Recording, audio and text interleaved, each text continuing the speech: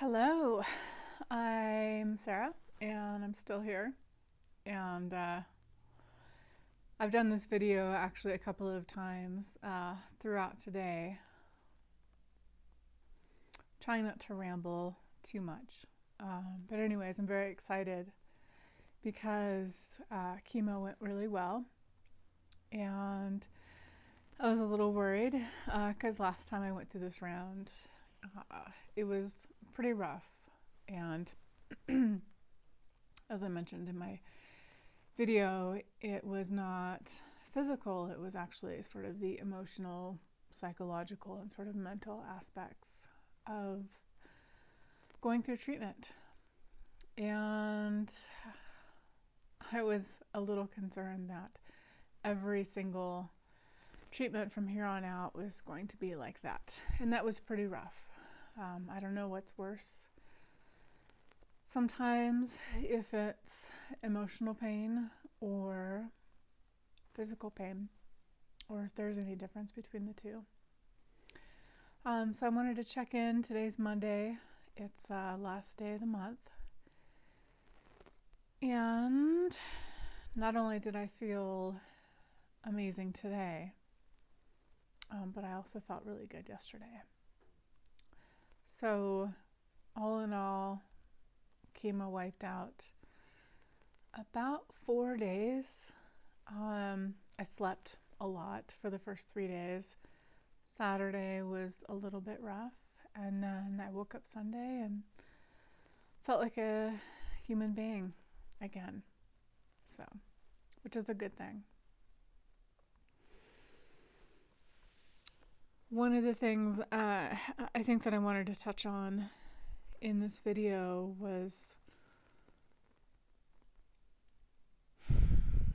and I'm only speaking for myself, and that's to not, to not, and this is really hard not to do, is to not over-identify with your sickness, with the disease that's happening in your body, with cancer, whatever it is. I mean, cancer is pretty gnarly. Any autoimmune condition, I've experienced a little bit of that in the past. Unfortunately, that's resolved itself, but I do know that to be soul crushing and very, very common, unfortunately. I guess I'm struck between cancer and between autoimmune conditions. I don't know if I know any single person who's not been affected somehow on some level with either of those. And about 5 years ago, I was possibly misdiagnosed with an autoimmune condition, but the symptoms were the same, the fatigue and food intolerances and oh gosh, the fatigue is what I remember the most. Of really, like, the only way I could get through my day was to work on someone, have a session, take a nap if it was like 5-10 minutes in my half-hour break between, get up, do another, and then I just had to nap constantly throughout the day. I had no energy for anything. Didn't feel like myself. I'm typically not someone who I don't have a history of anxiety or depression or insomnia or any of that stuff. And that was just, the insomnia was crazy, and then the exhaustion throughout the day was pretty gnarly. And the thing with an autoimmune condition is it just takes so long to figure out. Whereas at least with cancer, whether this is good or bad, it's something that you kind of figure out, right away with a CAT scan. Usually it happens fairly fast if you have a decent doctor and good diagnostics. Anyway, so I didn't want to talk about that, but I wanted to talk about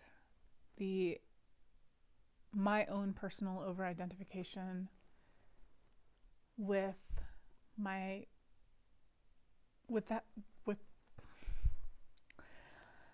I don't even want to talk about it because I don't want to over identify it, but I'm here and I'm telling my story. So with cancer, and I'm trying to sort of, not focus so much. Actually, that's not quite the right way to put it. I found myself over identifying with the illness, with the cancer, with the treatment, with the stuff I have to go through. And I don't really feel like it's kind of like a woe is me, and like not really feeling sorry for myself, but still over identifying with that. Like there's nothing else to me. And I really had to, because last time I went through treatment, it was so emotional and so mental and so psychological, that I had to look at that aspect of myself and ask myself some questions. One of those being, why is this affecting me so much? I can objectify the surgery and the chemotherapy and the disease itself. I can sort of put that into this is something that I'm dealing with right now, but it's not me. And I think maybe over the last few months that those lines had sort of been blurred, and I started to really not see myself as a full human being outside of the attention that the sort of pain and discomfort was taking from me, and the anxiety of having to go through chemotherapy.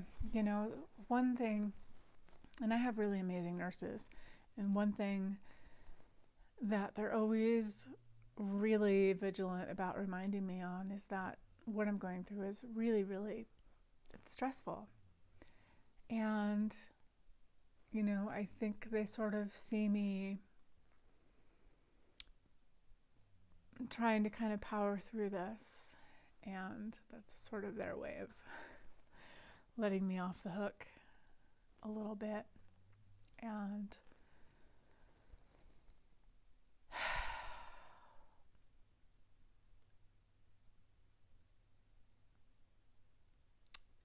that it's okay that things are tough, and that it doesn't mean the rest of my life is going to be tough. It doesn't mean that things are going wrong. It doesn't mean that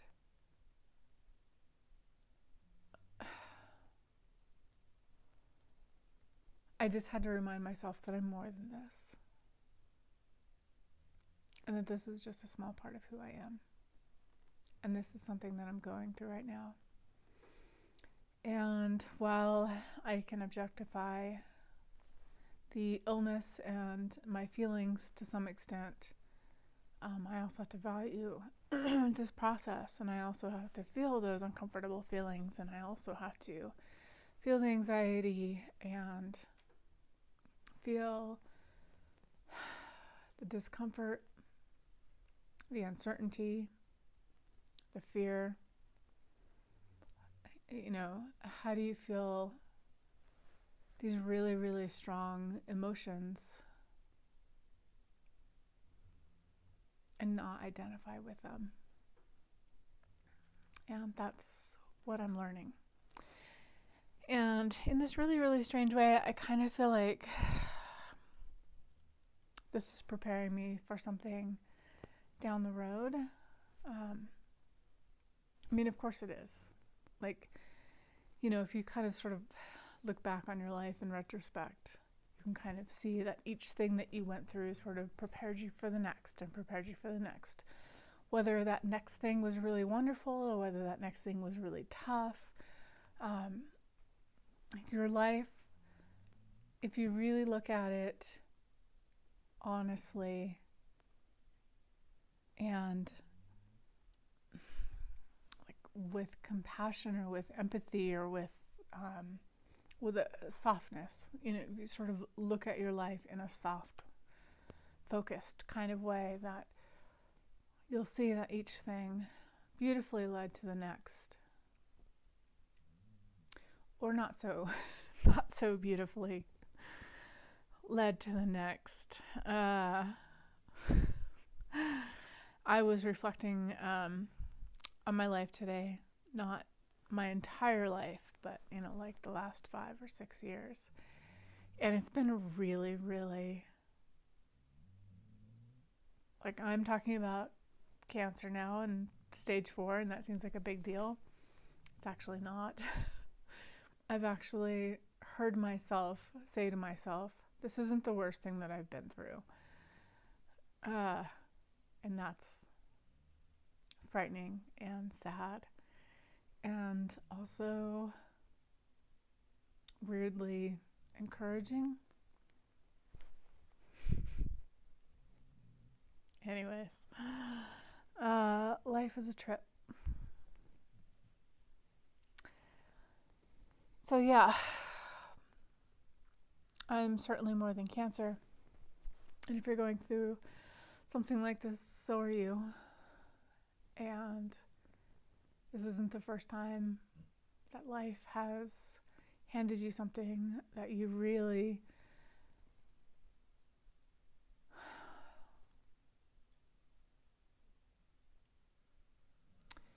it's almost like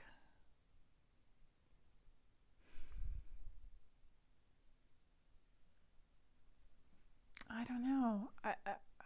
The image that comes to mind is sort of like being cast or being forged.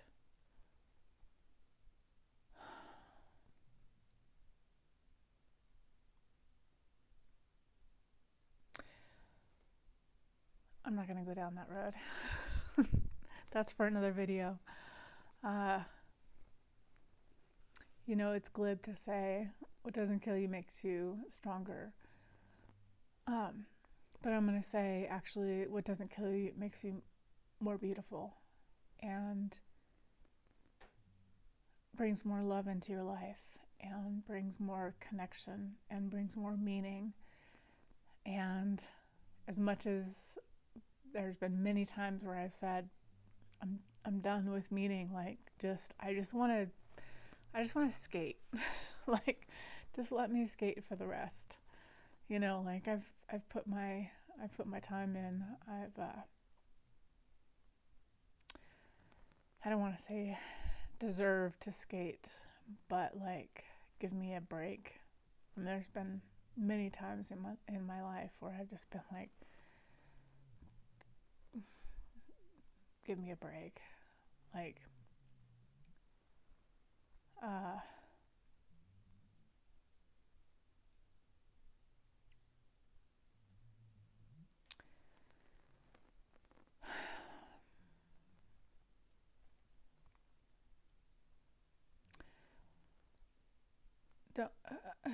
the only thing that comes to my mind right now is like, don't let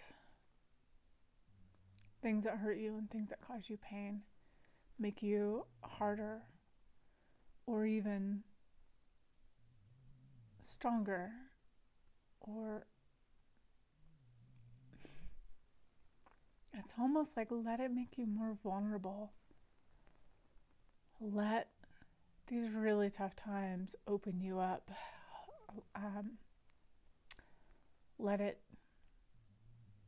crack you open. Let it break you open. Let it break you down. Let it break you into pieces. Know that you're going to be okay. There's this sort of facade of strength, I think, that we're given or that we're taught, that, like I said, what doesn't kill you makes you stronger. And, there's a dozen, if not 2 dozen times that things probably could have killed me, should have killed me, and it made me stronger. And it actually made me well, it made me stronger and but also harder. It made the walls stronger. I just sort of built this fortress around me. And now I'm starting to see strength and independence and freedom and sovereignty in a very, very different way.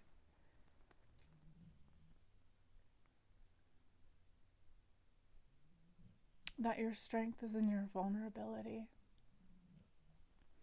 And if you can approach situations, tough situations, with a soft touch and with a light hand, that's where the strength, weirdly, that's where the strength is. I don't know how to explain it. It's just something that's just been coming to me. That's sort of like the sense of surrender, of just giving up.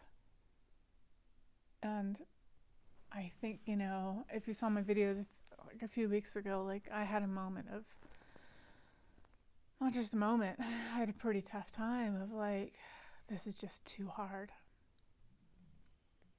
And not really like seeing the meaning in it. And like I wanted to know that I was going to be okay at the end of this. And I wanted to know that it was going to be worth it. And I wanted to know that this every part of my being that I'm putting into my health and being, I don't want to say survivor, but just getting through this, that was going to be worth it. Like I wanted some sort of feedback, and if it wasn't, then screw this, then I'm out.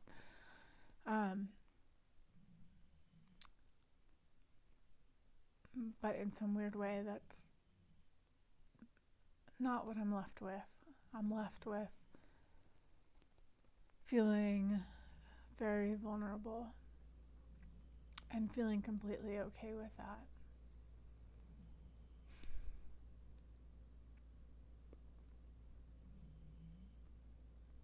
And feeling surrender. Not giving up. I have a really strong belief that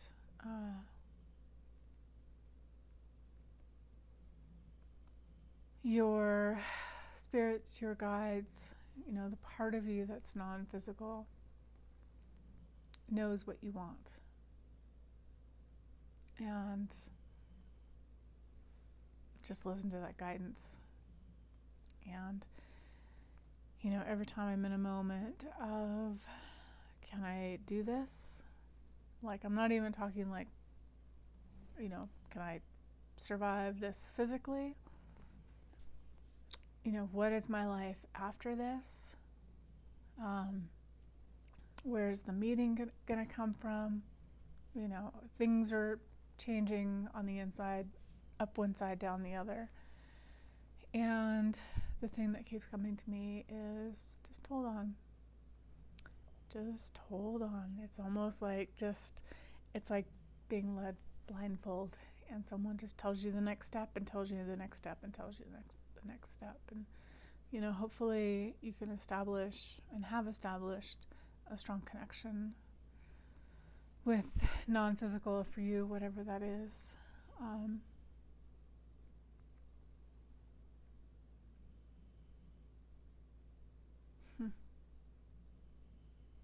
Anyways, I think that might be all I have to share, and I'm starving, so I'm gonna go eat, and coming up on 20 minutes now.